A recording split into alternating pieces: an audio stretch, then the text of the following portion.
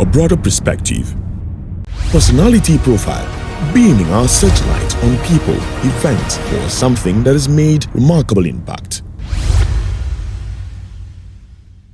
So good to have you on Beam's Diary. Remember, this segment focuses on people and events that have made remarkable impact in the society. And today we have someone that has made remarkable impact in the media world, who is here to share with us the experiences, those high and low times of his life, and how he's been able to overcome the hurdles of life and still win so many awards, and is still counting.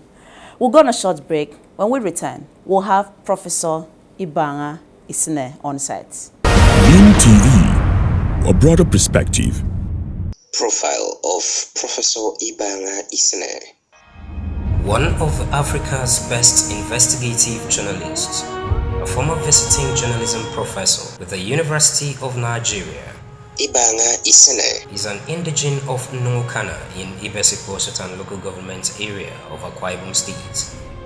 He is currently managing editor of Next Generation newspaper, Lagos. Ibanga Isine holds a Bachelor of Arts degree in Communication Arts 1998 and a Master of Arts degree in Mass Communication 2008 respectively from the University of Uyo, Akwa Ibom State.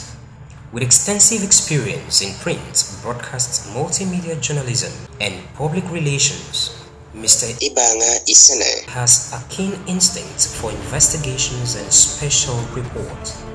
This has afforded him with the opportunity to work in different places. Amongst them are Nigerian Television Authority NTA Channel 12, Uyo, Punch newspapers as correspondent to the chief correspondent and bureau chief. He has also served as the special assistant, media and administration to the Honorable Minister of Lands, Housing and Urban Development in 2010. He was appointed the group editor investigations of leadership newspapers in 2012. He later served as a pioneer editor to the New Weekly Government and moved to the guard post as editor in 2013 before joining the Premium Times as senior editor in 2014. He has been involved in building high-caliber human capital, especially in the field of journalism. He strongly believes in striking a convergence between the classroom and the newsroom. He was listed among the world's endangered journalists as far back as 2004. Apart from his remarkably investigative reporting skills, he is one of the Nigeria's most respected editors and has featured in presidential media charts with two sitting Nigerian presidents, Goodluck Jonathan and Muhammadu Buhari respectively. Ibanga Isine is currently a Google Scholar, Chief Faculty Journalism Protocol House, Nigeria and Media Training Facilitator for Action Aid Nigeria, the International Committee for the Red Cross, ICRC, the Nigerian Red Cross Society, NRCS, and the Economic and Financial Crimes Commission, EFCC, amongst others. He has published several research works in local and international journals. Ibanga Isine belongs to different professional bodies. Amongst them are Nigerian Union of Journalists, NUJ, International Association of Media and Communication Research, IAMCR, Global Investigative Journalism Network, Journalists Against Poverty, JAP, American Journalism Institute, Google Scholar. He has won so many awards within and outside Nigeria, which are winner Wole Soyinka Investigative Journalists of the Year 2019, winner online category of Wole Soyinka Award for Investigative Journalism 2019, overall winner Rotary International Humanitarian Reporting Awards 2016, winner online category Rotary International Humanitarian Reporting Awards 2016, winner CNN Multi-Choice African Journalists Award, News Impact category 2015. Wole Soyinka Awards for Investigative Journalism. Online category 2014. He is married with children.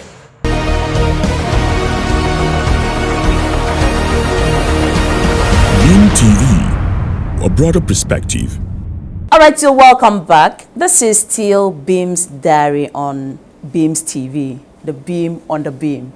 All right, we'll have as a guest today a personality on the segment, Professor Ibanga Isine. He is an award-winning journalist.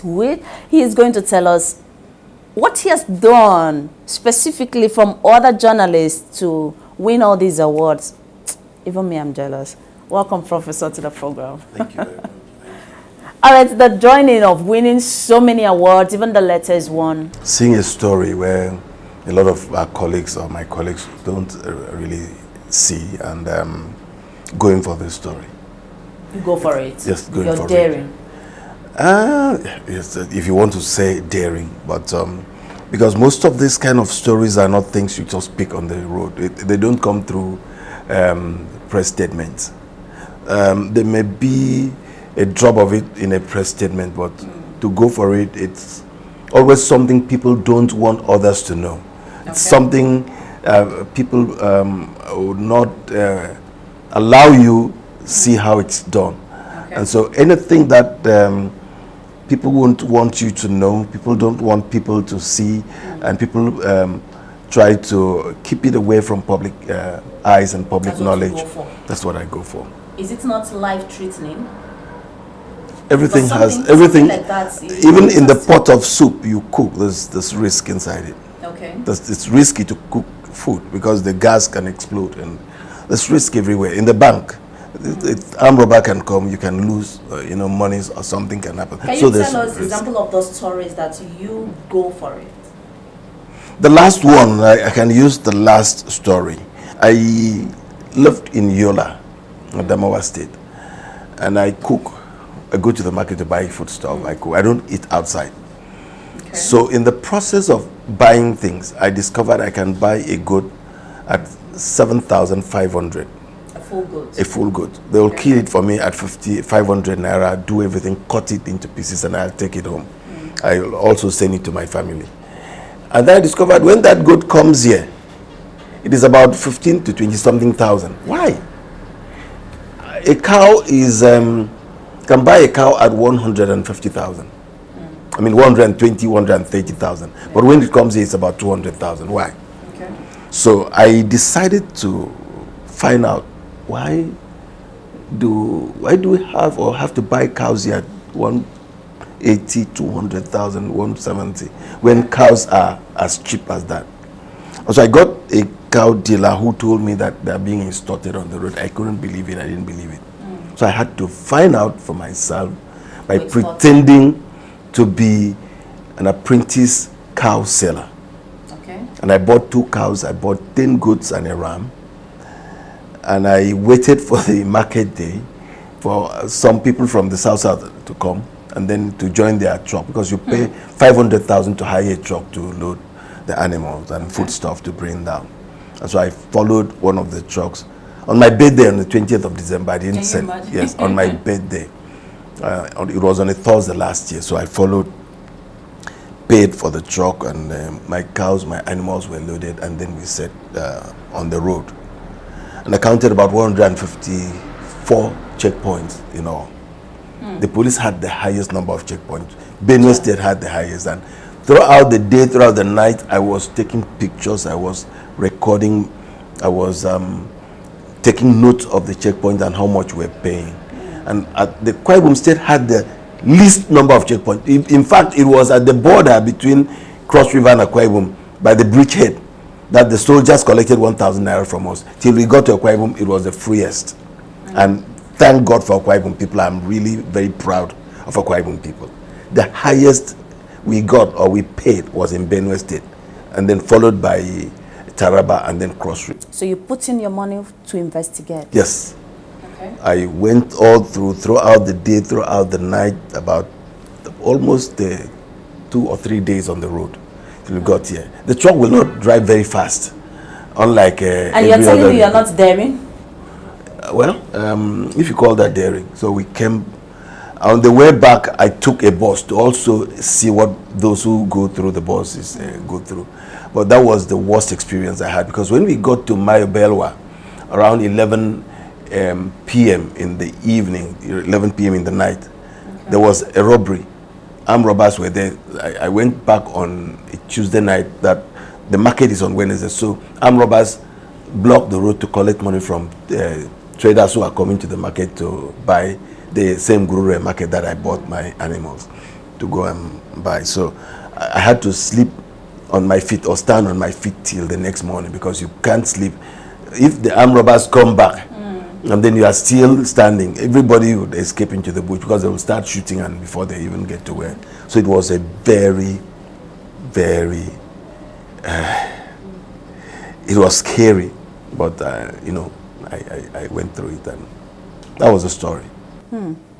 Well, so what did you get out of it? You now realize why? Yeah, the food security, we cannot have food security with that level of extortion. We paid about 300,000 to bribe policemen. Even I was even arrested in Ugoja, or between Ikom and Ugoja. Immigration stopped us and wanted us to pay 1,000 naira. Is it all these things, or the payment you made, is it legal? Listen, that's why it's extortion. They're collecting it. And in a year, traders are extorted to the tune of 5.8 billion. I made the arithmetic, because I met the national president of the traders, Foodstuff Dealer Association, and all of them. I met traders, and then we calculated the number of trucks that leave Yola only to Kwaibum, to Cross River, to Rivers, to Abia, and the rest. So some of them now, because of that extortion, now go through Abuja, from Yola to Gombe to Kano, from Kano to Abuja, and then sometimes they lose animals. The animals will die on the road for fatigue.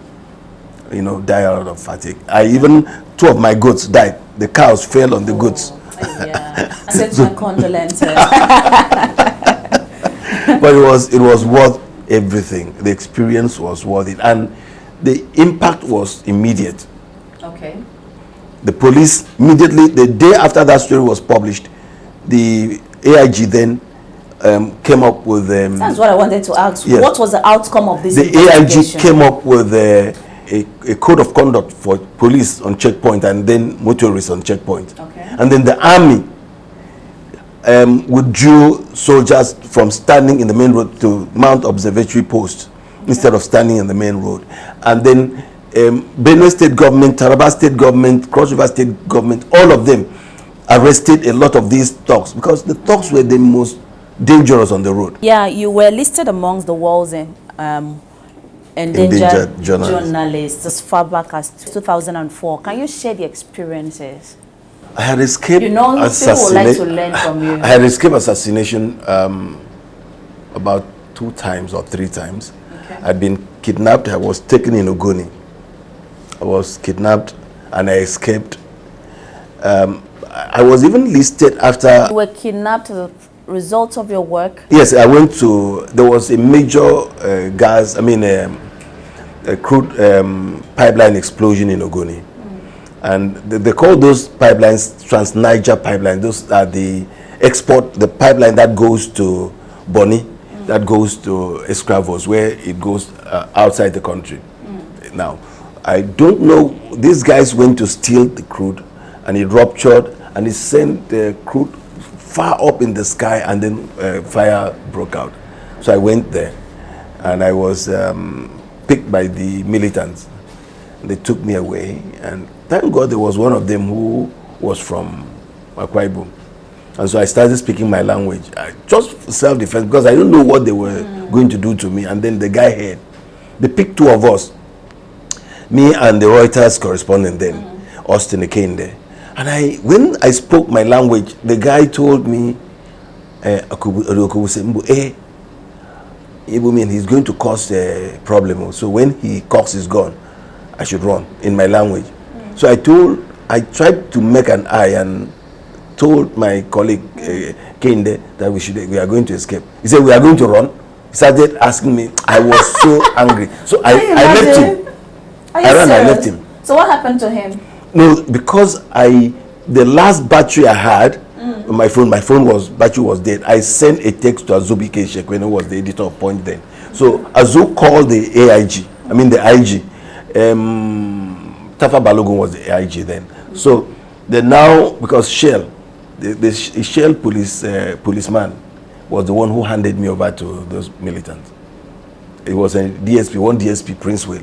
So I said it was DSP Prince Will who is attached to Shell Petroleum Development Corporation that handed me over. So they called the commissioner, the IG called the commissioner of police in Rivers State. The commissioner called the DPO in charge of, the guy in Ogoni. And so they called Prince Will.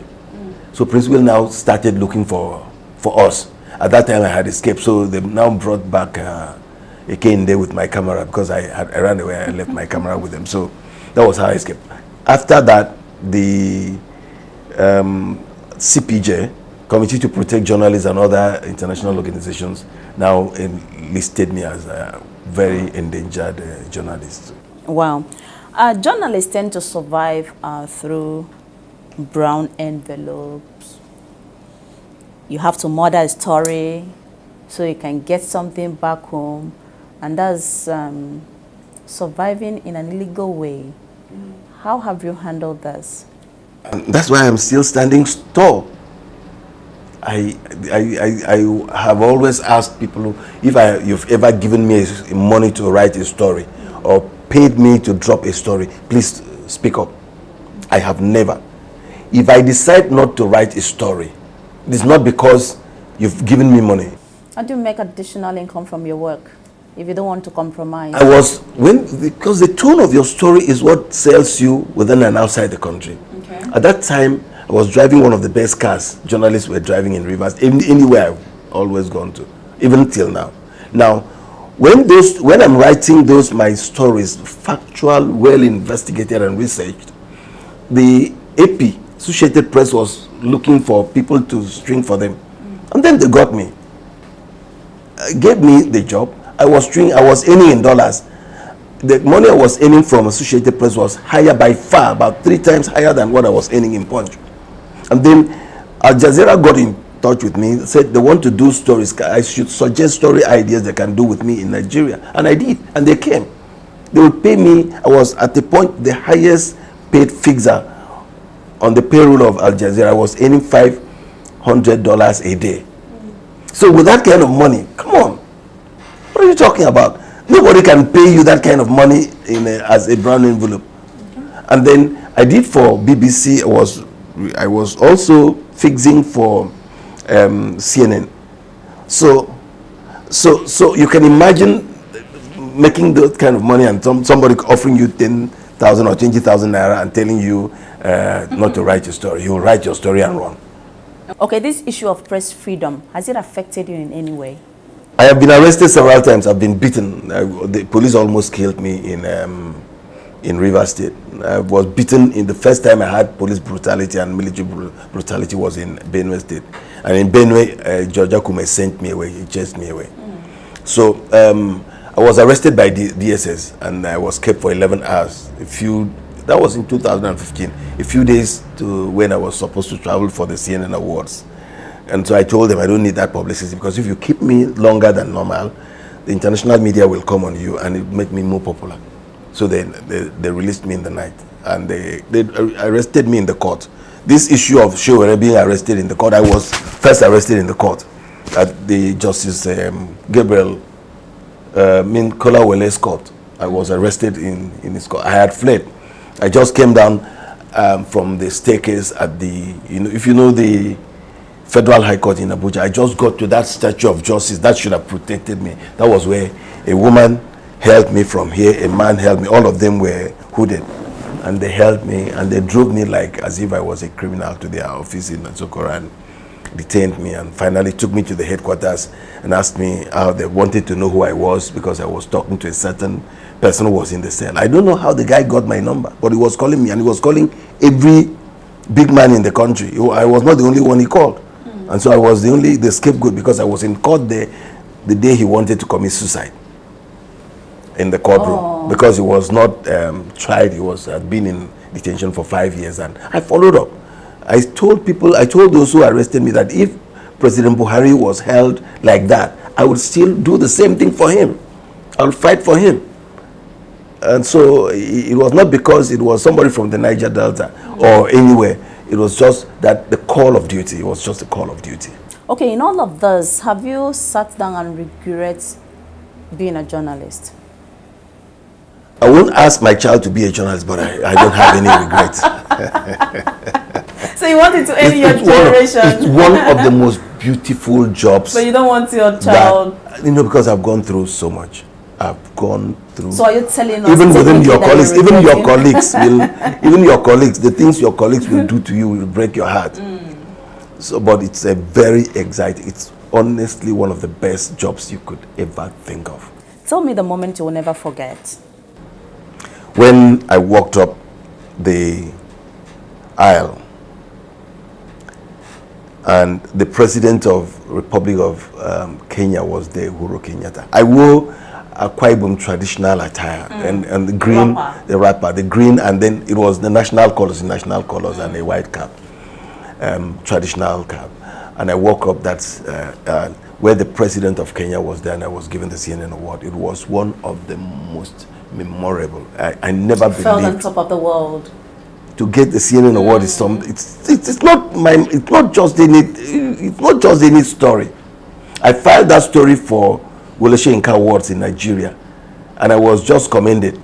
There was commendation. The story did not stand to win. I didn't win. I was a runner-up, and so I filed that story. My friend Mujid Mosikilo, the editor in chief of Premium Time, said, "IB, please let's file this story. It's a better story than some of the stories that won. And all the stories that won in Nigeria went to CNN. None of them was even mentioned. I won." Okay. Yeah. Congratulations. All right. So, what will you advise journalists to adhere to in the process of dispatching your duties? Like the story I'm doing in Akwa Ibom now, it seemed, apart from Cletus Ukbong and maybe Basifrege, nobody is really interested. There are stories in this state. In journalism, investigative journalism is not all about what is bad. It's also about what is good, what people are doing right. But the problem is that it's not being projected. Yes, projected.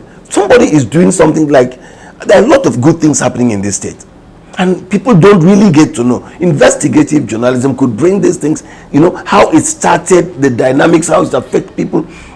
Journalism is all about people. How it affects people, how people live, how people triumph, how people suffer. All these are things that we should, focus on. Apart from these two gentlemen I'm talking about, it seems that people are not interested. That's why I'm going to do a few stories in Akwa Ibom to show that there are good things happening and there are bad things happening in Akwa Ibom. Yeah. The good things are happening, and I'm going to also, highlight some of those good things in a very positive way. And these are stories that should be celebrated. I mean, things that should be celebrated, you should be celebrated. Not just because you are a journalist, everything must be criticism, your investigation must unravel things that are bad. What if you also unravel things that are good? So I'm going to do one or two stories in the state, and that's going to really underline how we should behave. And I've been training journalists in the state. And then after training so many of them, a lot of them are doing fantastic jobs, but I want us to move to the level that, like, I got a grant. Okay. If I have a beautiful story to write and I can't fund it, I'll write for a grant. I get grants everywhere. There's no story I sit down and want to write that I'll not get a grant. I get a grant to write it. At the end of the day, the money that comes back to you after you finish doing the story is more than your salary. The average salary of 50,000 or 60,000 times 5 or times 6 for 6 months. You do it in one story. So why don't you go for that? Okay. You just need to be a bit creative. We need to be, just leave the fanciful things. The fancy will come. Those things will come. That money will come. The honor will come. Okay. Yeah. So finally, where do you get your inspiration from? Who is your role model? when I started journalism, before I even wanted to venture, why I even went into journalism was because of Repo. I mean, because of Repo came after his friend died, Delegiwa. You know, I was reading Chronicles and I was reading Newswatch as a child. My father will buy Chronicles, and Repo was editor of Chronicles at that time. So as a child, I was reading Chronicles. I loved the way he was writing. But when Delegiwa actually died, I said, why would they kill this guy?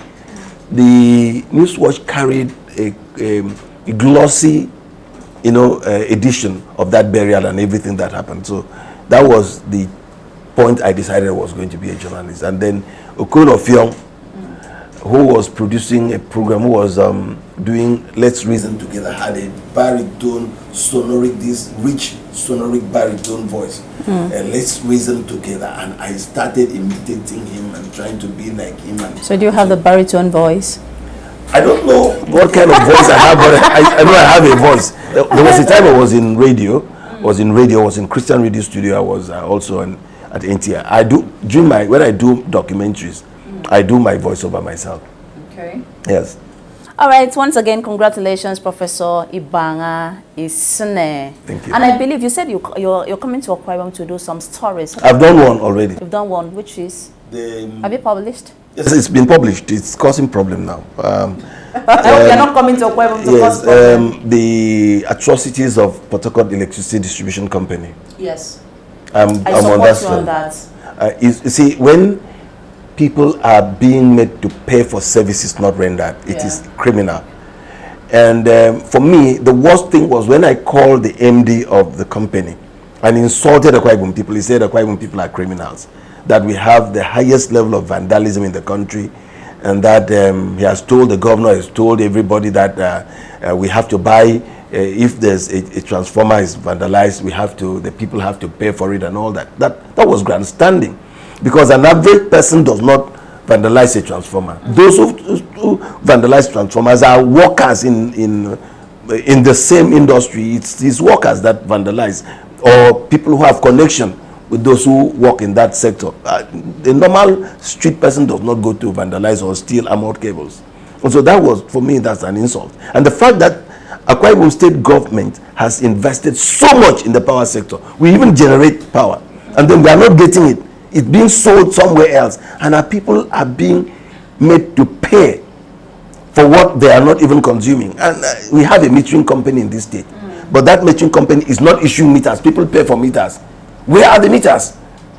And then Akwa Ibom people are being given estimated bills, and then they don't even see the light. You see light for 2 hours or 3 or 15 minutes towards the end of the month, and then they come, like everybody has complained, they come to demand for payment, and then they cut the light. Sometimes you even pay to allow the wire to remain on the pole, from the pole to your house. That should not be. Okay. That's the story you're working on now. Okay. I'm interested in that story. Please. All right. Thank you so much, Professor Ibanga. Thank you for making our time to be with us today. Yeah. And I have to charge you to keep doing the good work, keep investigating. Try. All right. This is how far we can go with Professor Ibanga Isine, and I believe you've learned so much from him. You have to stay alive in whatever you do. Know that the world is not a bed of roses. You have to face the challenges, but make sure you succeed in whatever you do. So thank you so much for being part of this edition of Beam's Diary. We'll be back, but my name is still Blessing Ambrose. Stay on and always be a friend of Beam TV.